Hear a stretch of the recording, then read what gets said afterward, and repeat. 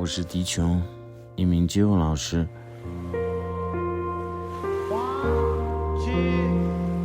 跳街舞快14年了，第一次看到街舞就有那种被附体的感觉，没有原因的，一看它就是自己想要的东西。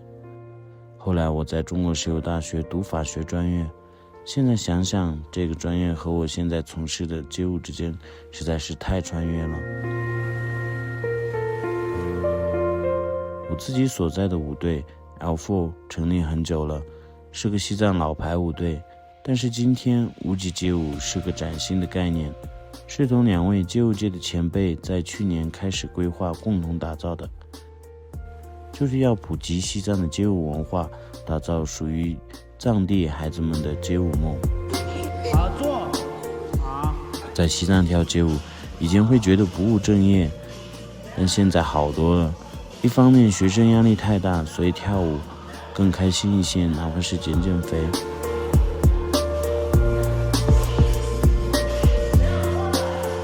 街舞是积极向上的，我能看到学生跳街舞之后的变化，刚开始不太好意思，但之后就有自信了，而且这种自信能够延伸到生活中去。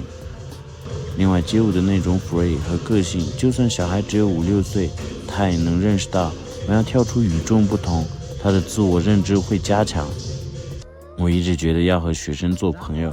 他在学校已经有很多老师了，但在这里大家都是朋友，该打打该骂骂，然后大家一起跳一起玩，还有鼓励很重要，越夸他做得越好。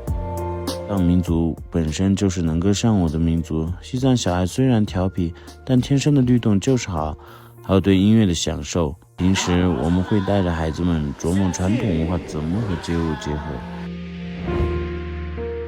想想当初第一次接触街舞，到现在从事街舞培训，这中间经历了很多转折和决定，但回想起来真的无法预知。但正是这种未知才让穿越具有意义吧。